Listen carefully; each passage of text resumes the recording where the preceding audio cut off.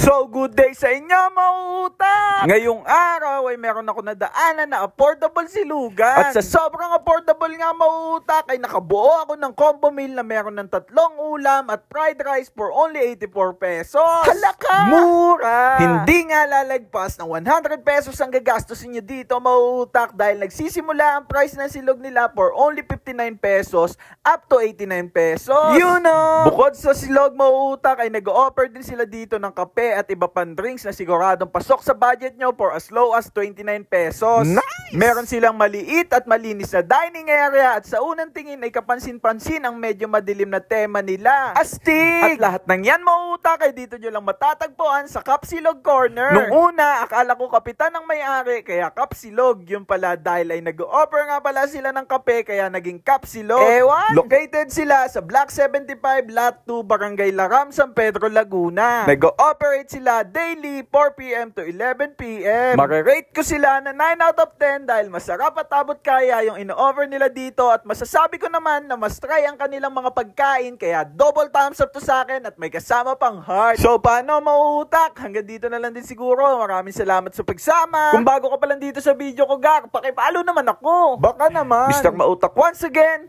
sending love, peace, pew pew pew. Embutido, masarap as is, embutido.